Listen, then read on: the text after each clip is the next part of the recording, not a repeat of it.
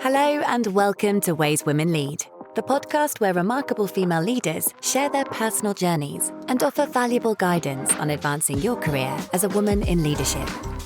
Join host Anna Gromadska and her guests as they delve into various aspects of leadership, including diversity, equity, and inclusion. This podcast is brought to you by Six Group, a global executive search and leadership advisory firm. Hello and welcome to Ways Women Lead, the podcast where we share inspiring stories of women in leadership positions. My name is Anna Gromadska and I am your host. And today I have the pleasure to be joined by my guest, Monika Maurer, who is a board member at Valmet, former board member of Atos, a former COO of Nokia and CEO of Radio Frequency Systems. And in this episode, we'll focus on Monika's career history. She's an accomplished business executive with over 25 years of experience in telecommunications, technology, services, and manufacturing sectors. She has held senior leadership roles at leading global organizations like Nokia Group, Radio Frequency Systems, where she has successfully led large-scale business transformations amid significant industry upheavals. Her notable achievements include leading the transformation and repositioning of RFS based on future-proof business strategies, which focused on identifying profitable segments, realigning business units, and executing complex M&A transactions. And prior to this, at Nokia, Monika navigated strategic transformation, achieving a leading global supply chain position through rigorous portfolio optimization and operational streamlining. And with industries today under increasing pressure from disruptive competition, emerging technologies, supply chain fragility, and geopolitical volatility, Monika's insights on leading through change, future-proofing businesses, and developing resilient leadership could not be more timely. So I'm very excited for this conversation. Welcome to our podcast, Monika. Thank you, Anna. And hello to all of you, also from my side. Let me start with exploring your fascinating career journey. Your career has been shaped by navigating major industry shifts and leading transformational change. Could you walk us through the key milestones that accelerated your professional growth and helped you shape your leadership approach today? Yeah, let me once again reiterate that my background is telecommunications, and telecommunications is a sector where major disruptions such as change of technology as well as integration activities due to mergers and acquisitions have provided major challenges on one side, but from my perspective also created plenty of opportunities. And therefore, let me quickly go through the main milestones. So my recent appointment was I had the opportunity to be CEO and president of Radio Frequency Systems.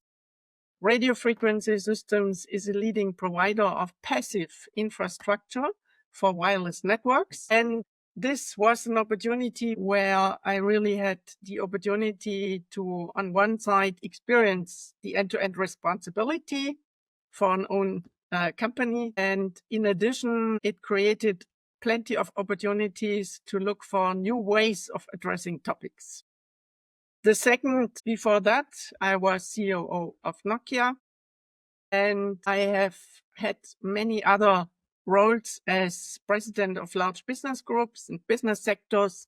So COO of fixed networks, president of product attached services division at Alcatel-Lucent at that point, Alcatel Field Solutions division, president voice networks divisions, just to name some of the assignments.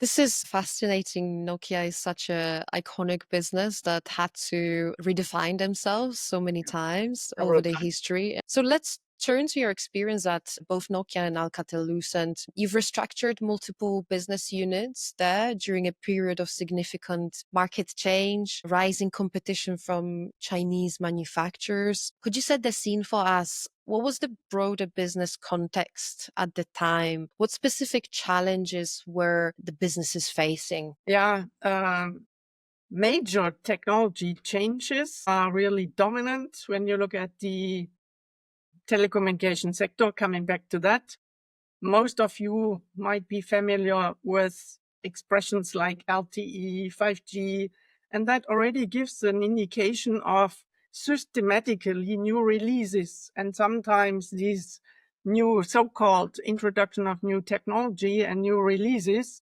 came with major changes in terms of hardware to be provided, complete change on the manufacturing, and with a significant impact also on workforce. And therefore, really going from one generation of technology to the next generation of technology came with massive impact on all those aspects, not only on the customer side, but also. In addition, the period was challenged, the upcoming Chinese competition. And I'm addressing that because at the very beginning, I still remember people mentioned and made comments not to take it too seriously. Don't look at it. We are the brightest and we are the strongest. We have all the expertise and the background. And I think it's a real risk. And when you look at today, what is happening on automotive industry, bit similar trend that we ignore competition. And we don't recognize that over time they learn fast. And also to be considered, especially when we look at China, such a large market that products coming and being developed for the Chinese market are field proven because there are plenty of people testing and working with it. And therefore, multiple challenges from several dimensions. Interesting that history repeats itself, yet it looks almost like a déjà vu when I look at it right now. It took so many people by surprise, like if couldn't be foreseen. So we'll come back to that, but could we explore in a little more detail your specific role in helping Nokia and Alcatel-Lucent navigate these changes? Critically important is to be flexible and to adjust the strategy you apply. So very important as well, especially to position the portfolio, is strong customer engagement. And this comes first and last and should never be underestimated. And in telecommunications, especially very important, being well connected with regulators as well, in order to understand in advance and therefore on what new features, functionality might be take a leading role. Very important, so that you are really ahead of competition in developing and enforcing, advancing your portfolio.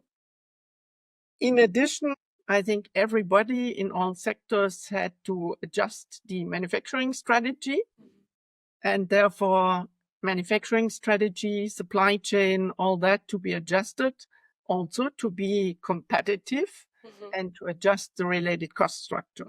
So to help the business to overcome these challenges, could we say these were the three key things you focused on? So first was strengthening customer relations, then strengthening relations with regulators, and then realigning supply chain and manufacturing. And of course, as a consequence of this strong customer relationship, also to shape up and to be ahead of competition in terms of innovation. That comes with it. It's critically important, especially in the technology sector. What was that not something that business did before? But it's a new learning, and also competition was becoming stronger and stronger. Therefore, be faster in how to bring new releases to the market and things like that. I mean, if competitive landscape is a bit less challenging, automatically your behavior is less flexible and agile. Interesting. And what would you say was key to the success of implementing these new strategies? It's having a strong and good team. And therefore, beside all the other elements which we addressed already, I think it's key to have an excellent leadership team and then also a team managing the implementation. And in order to do so, strong communication with the team, providing clear objectives, and then to really be aware of what is the expectation, whether we talk customers, market, portfolio, etc., all the aspects, they need to know what to strive for. One of the key differentiators in order to be successful. Organizations in the end are just groups of people, right? Well, there are processes and systems and products, of course, and then physical assets, but without the people, without good people, you cannot It achieve doesn't work. the best strategy. We'll come back to people development later. I just wanted to ask you one final question on your time at Nokia. So you conducted a portfolio analysis to determine which business units were to be invested in, which were to be restructured or divested. What was your approach to making this portfolio analysis successful, effective for the business? I mean, in order to perform proper portfolio analysis and to take the right decisions, there are plenty of aspects which require attention and which are very important. And therefore, I can only name a few of them. But let's start with market data. It's important to really know and to be aware of how the landscape looks like, competitive information in order to judge how big is the gap potentially between what the capabilities have developed so far and what market requires, feature competitiveness, benchmarking. You need to have a proper business analysis being done, also in terms of financial data. And you need to be very clear on what are finally the strategic objectives to be achieved. Can the gap be closed with the sources, whether it's financial, whether it's investment, whether it's innovation capabilities, etc., to close the gap in a short period of time? If it takes you 20 years, you better don't take the effort. It doesn't make sense. And all these aspects play a major role. And don't underestimate the importance of getting stakeholders involved. Customer expectations, internal stakeholders, shareholders, etc. All this plays a role in order to finally decide where to divest, what business potentially to close, and where does it make sense to take all the effort to really take the race, enter the race, and close the gap versus competition or be ahead of competition finally in order to increase market share. That ability to stakeholder management and communication is key It's to very critical. someone in this role. Customers and stakeholders, I mean, include customers, but I think if you don't listen to your customer and develop what you believe is the best, might not work out at the end of the day. And a lot of companies are still doing that, I think, from what I'm hearing. I believe that there's a risk if you believe you are the best and the brightest and so on. There is a risk of losing the connection with the customer. And at the end, the customer buys. So it's important to stay humble for your business continuity. Yes, yes.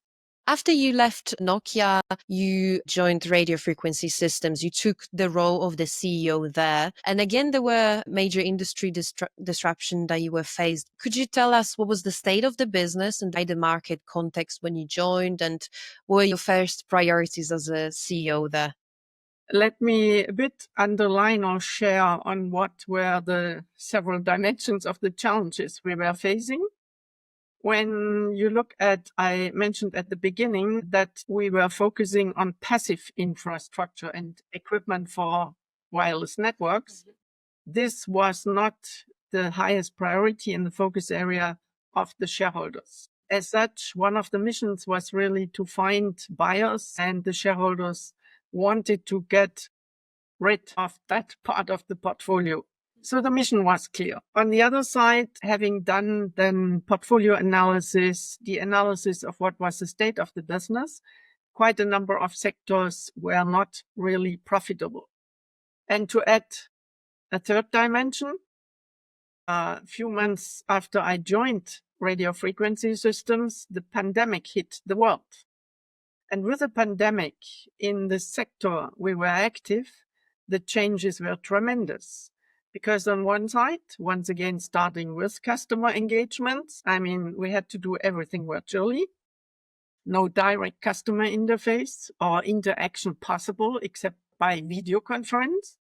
And I was new in that market segment, which means I had a well-established customer relationship with other customers. So to build new relationships with customers you have never met before by video was an additional challenge. And also consider the impact on services activities.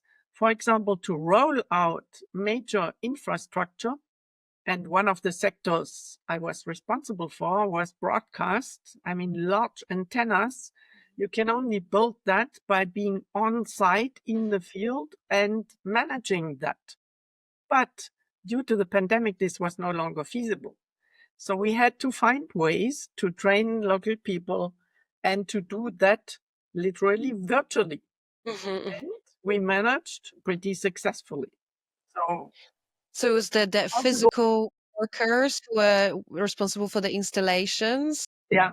They were trained virtually? No experts anymore on site because yourself, you may remember the strict regulations and rules. Traveling was simply not possible anymore. Yeah. So we had to identify ways to do it without. Was a hard learning, but at the end, it turned out to be successful. For many sectors, one sector suffered tremendously, not only on our side, globally. And I think when I see, and I'm still following a bit what's happening in the industry there, I think there was no recovery so far. Which sector? Broadcast. Right. Okay. What would be your advice to a person that takes a similar step, becoming a leader of a new business, new company? What would be your advice to a person who is stepping up to such a role for the first time? Make yourself familiar quickly in order to understand the challenges in the multiple dimensions from customer perspective, portfolio perspective, proper portfolio analysis in order to identify then the strategy moving forward and building a great leadership team. I think that's very essential in such a situation, whom you can trust and rely on. And therefore, I think when you look at the different steps, customer relationships, to understand what's the situation from an outside perspective, and on the other side, build quickly a reliable team. Those are, from my point of view, the most important ones. And then in parallel, to develop the strategy moving forward and also to look at implementation capabilities. So it's an end-to-end, call it battle plan or strategic plan, and don't lose too much time. And so there, as a CEO, what were the key strategies you implemented to reposition the business for the future? We did this portfolio analysis very properly, and we decided to divest those areas where, from customer perspective, also there was the feedback that it's a challenging segment. We properly looked at competition. We had a lot of engagement with competition to see would there be appetite to acquire part of those business sectors. But as for some segments, everybody was struggling. There was no opportunity, and then we decided to close. In the other areas, we managed to adjust the business in order to do the turnaround, which was required in some cases. And secondly, to carefully also there do the market analysis in which sectors could there be a strategic fit for potential partners be interested to acquire the business. And I'm quite proud to say we managed to do this analysis despite the circumstances, because also all this had to be done virtually, all the engagements, but we managed to find then buyers to acquire all the portfolio and the different sectors. And therefore, I'm very happy and proud to say what I see now after some months. This worked out very successfully. The new owners are happy with what they acquired, and there is a clear path forward also for the people and the products. And I think that's a good result. Congratulations. It's a fascinating story. You mentioned a little bit earlier from your experience in RFS and Nokia and Alcatel-Lucent. What parallels do you see between the disruption and market shifts you experienced while being with these organizations and the challenges business leaders are facing across industries today? I think one of the key learning and my experience was to expect the unexpected. And when we look at current situation, I mean, we never know on political factors and elements and decisions, etc., are so much impacting what we are doing. And look at the war in Ukraine, the impact on energy prices. Consider the tariff structure, which is changing currently every second week, or we don't know. Be prepared for the unexpected. And throughout a certain period, I mean, from supply chain perspective and manufacturing baseline, a lot was moved either to China or when you now look at automotive, a lot also to Mexico. Being too much dependent on a kind of focus strategy is important, but on the other side, create weakness by being too much focused on one approach is a big risk. Therefore, I think agility, diversity, and in the strategy and the position you take, expect the unexpected. That's what is now required.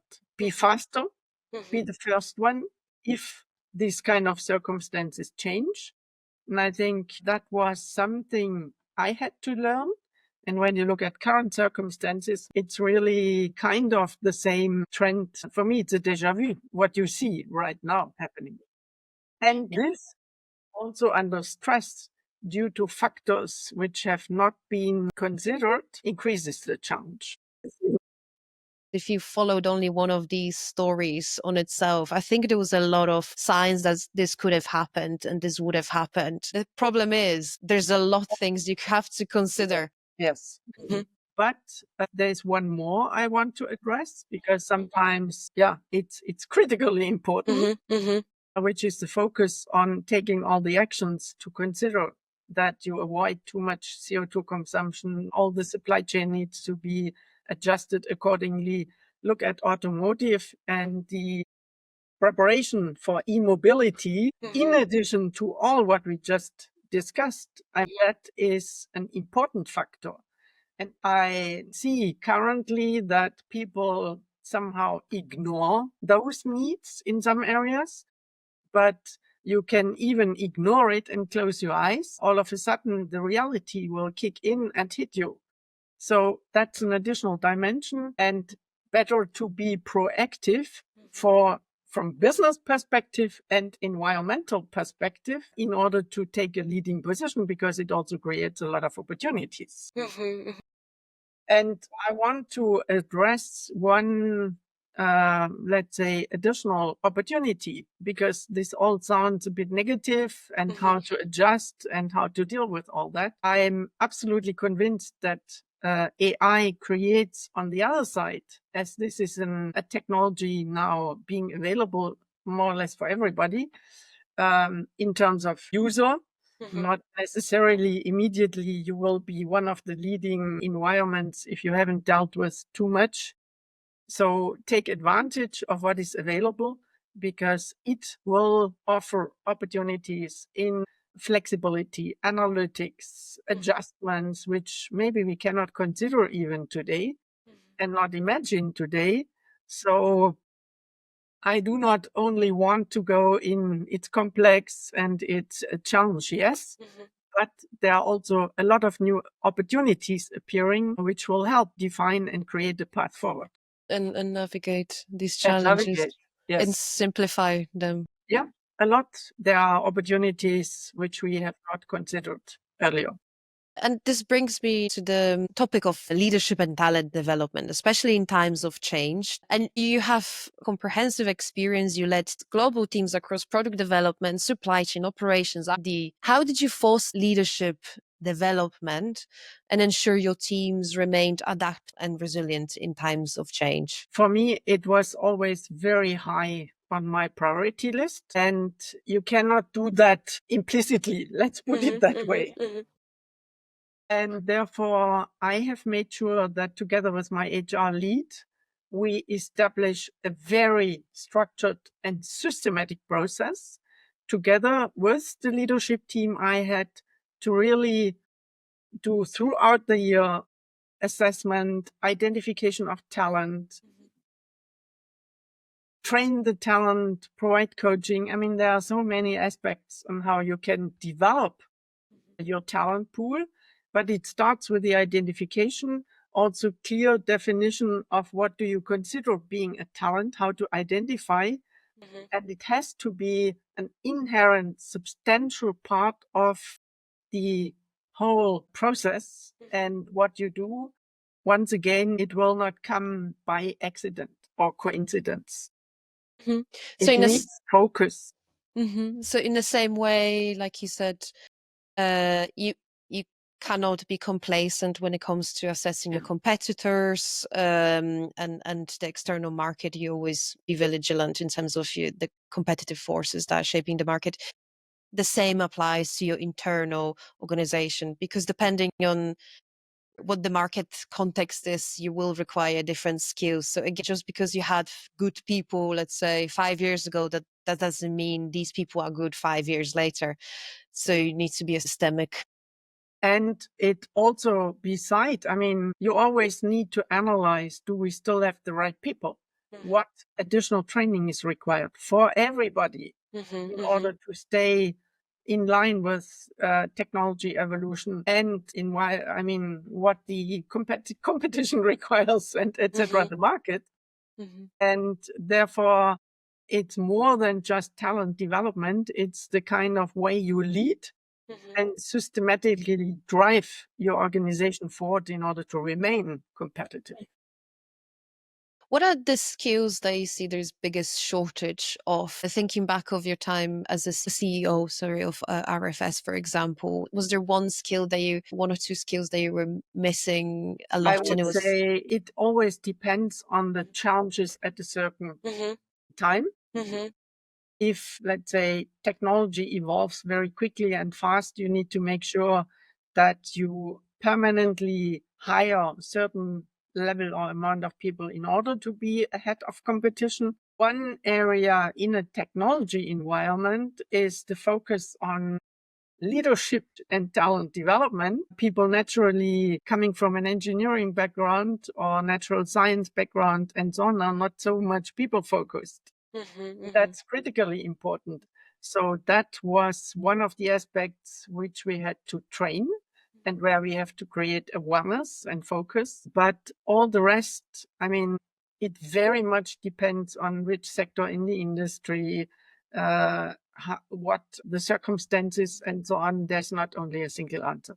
Interesting, because that collaboration and understanding of customer needs and collaboration between employees and partners is so critical to the success of organization. Those technical skills might not bring as much value if there's no complemented people skills coming along with it. A salesperson also needs to have the technical background. So it's always a mix of many aspects. And culture is also often a make or break factor in transformation. What strategies have you found most effective for building a culture that embraces innovation, agility, and collaboration? I mean, we really have offered systematic training seminars on doing so. And therefore, you need to have the capabilities and to provide this kind of support. Also, mentoring is something that is critically important or helps people surrounding themselves with more 360-degree kind of perspective. We have also made sure that we do systematic assessments in order to identify the gaps and the needs. And it's important to be honest and transparent and to seek for advice if required. If there are gaps, you don't find an easy way to close those gaps. Have you heard of the concept psychological safety? I think sometimes it's misunderstood. Sometimes it's perceived as this soft a kind of fluffy concept, but it's all about creating an environment where people, as you said, give and receive feedback, are honest with each other, feel comfortable with receiving that feedback, don't feel defensive about it, but also feel comfortable giving feedback. And this is where you can more effectively identify gaps or help development, helps innovation, adaptability, etc. And I can share a bit of an anecdote from my own history. When you look at my career path, you might have seen that my first step in the career was I was high school teacher. Yes, and I to saw. develop from a high school teacher, one of my studies was in pedagogy. And at the very beginning, when I entered technology sector, people started to laugh and to make jokes about that context and so on. And soon they realized it made me more successful. Because for me, human beings, the people in a good leadership approach, you consider it as a key success factor. And reality has proven that it's true. Fascinating. I love that. When I became group team leader at the very beginning, they were joking about the kindergarten. And in the meantime, people don't laugh about that anymore. And I think, as you clearly stressed that aspect, the situation also have changed. The awareness is much bigger. I love that you proved people wrong, because unfortunately, even though it's more prevalent now, it's more Yeah, talked it's about much more now, clear. how important it is, but you would be surprised how often it's still not applied. It's a buzzword that a lot of people use, but it's not really applied. So I do love that you've been implementing this approach since the beginning of your career. And you can also imagine that, I'm for many years now in the industry. And at the very beginning, a female leader was a bit, people looked at me on, is she going to make it, and so on. And it's one of these stereotypes in soft factors and everything. Yeah, it has proven to be successful and important. You're the perfect role model to be part of Ways Women Lead. That's what partly this podcast is about, to share stories, advise, inspire others, but also to showcase role models of female leadership. It has changed a lot in the meantime, fortunately, and I'm very happy to see that. I think so. I think it's different now for young people entering a workplace. I think a lot of young people entering a workplace are a little confused about all the DEI, because for them there is half split between girls and boys, probably less in engineering still, less. but in workplaces, in technology, for example, there's a lot of female entering this sector. Yeah, fortunately, it's good that things are evolving. So let's look in the future. Looking ahead, what do you see as the key trends that will shape the future of manufacturing and industrial sectors over the next 5 to 10 years? Yeah, it's hard to predict, as we have seen. Yeah. For example, for a certain period of time, it was all the go to China and look at low cost. Yeah, what is low cost in China? It also has changed.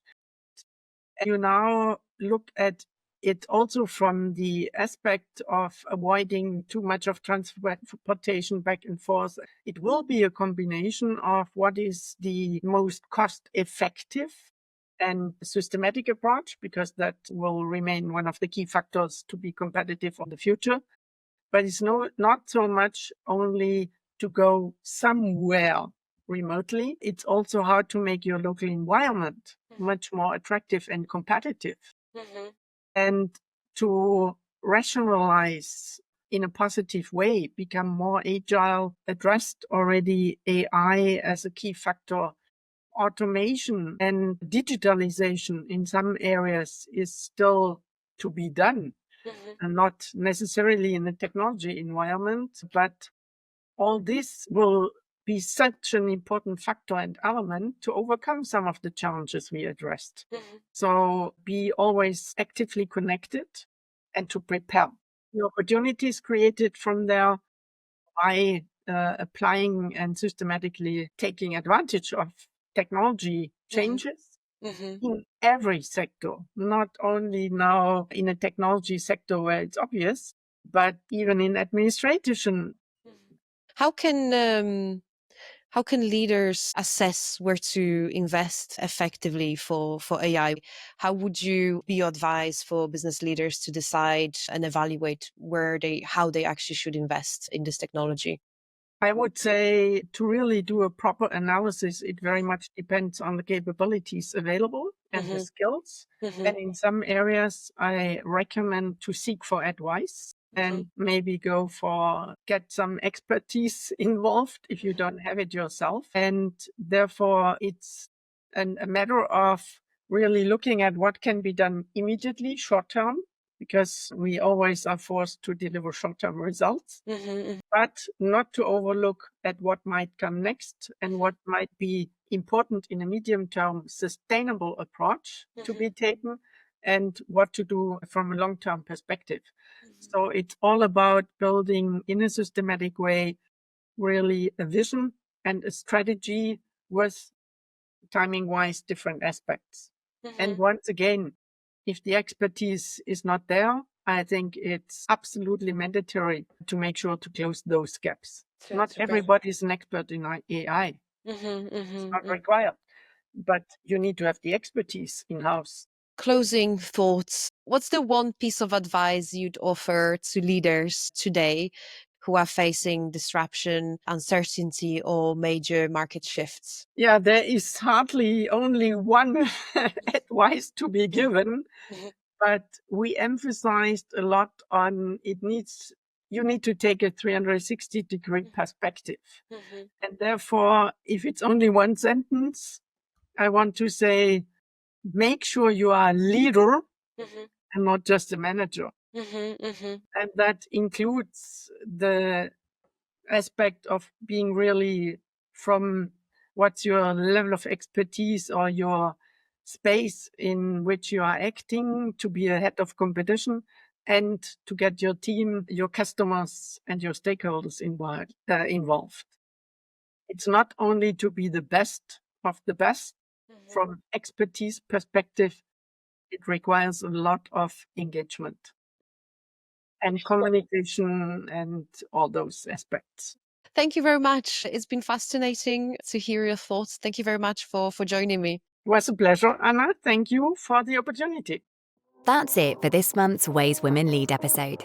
But there is plenty more insightful and actionable advice from where this podcast came from. Check out our website on www.six-group.com if you'd like to know more about how to build and develop diverse, inclusive, and effective leadership teams, and how to progress your career as a leader. See you next time.